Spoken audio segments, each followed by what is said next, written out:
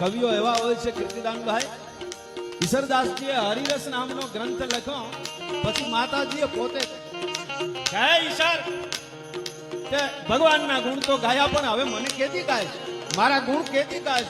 માં ખુદ જેની પાસેથી પોતાની સ્તુતિ સાંભળવા માંગતી હોય, ઈ કવિની આ સ્તુતિ છે, ઈ કવિના આ ગીતો છે, ઈ કવિનો આ છંદ છે. કમ કમ ગોગરી પાઈને મુરી નંદન દમ દમ નાગલી તાલ તાલી પાઈ સિંહ ગલગાડે ચાક જાલ હલાઈ દમ દહમાલે ક્રોડ 33 ઉદો સૂર્યમ લગનંદા અદ્ભુત રૂપ શક્તિ નકા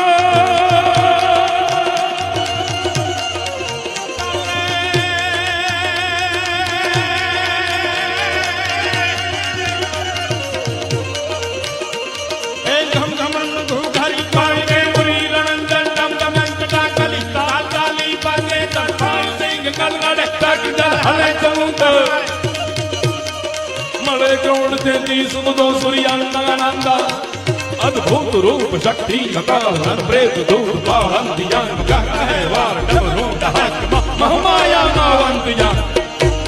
હે માં, તારા પગમાં ગીરનો ડાલા મથો તો આળોટે છે, તારા હુકમની વાટ જુએ છે. આ ગિરનાર કેવો છે?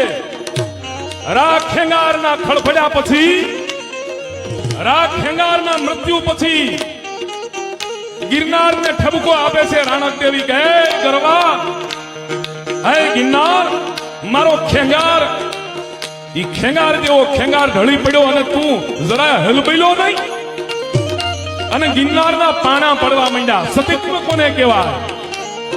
સરસર હંસન હોત બાદ ગજરાજન દર દર દર દર સુપદન હોત નારી પતિ હૃતાન ઘર ઘર.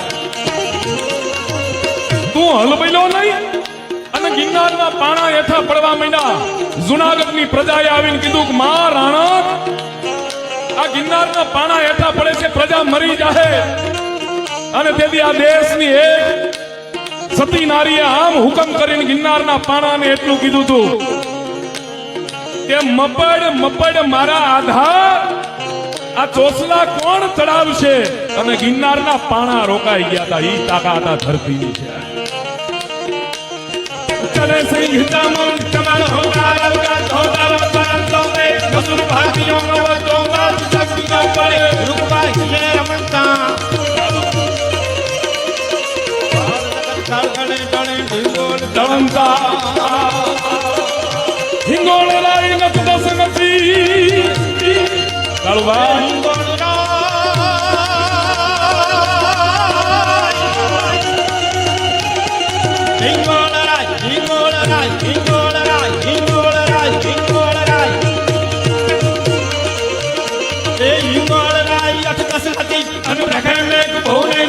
કવિજોડ પાણની સર કહે કે માં ઉદો ઉદો આશાપુરી, કે માં ઉદો ઉદો આશાપુરી, કે માં ઉદો ઉદો આશાપુરી. હે 18 ભુજાઓને ધારણ કરવા વાળી માં રોનકભાઈ, 18 ભુજાઓ, આ 18 ભાર વનસ્પતિ છે ને, એ 18 ભુજાઓ છે જેને આપણે નુકસાન કરીએ છીએ. ઝાડવાને જે કાપીએ છીએ આપણે, ગિરનારની પરિક્રમા કરીને નકરા કાગળિયા અને કચરો જે આપણે નાખી દઈએ છીએ, એક એક મહિનો તો એને વીણતા થાય છે. આ 18 ભુજાઓ, 18 ભાર વનસ્પતિ એની છે. હિંગોળ રાઈ નદ દસમતી અને ભ્રખાઈ મેઘ બહુમેશ્વરી કવિ જોર પાણની સર કહે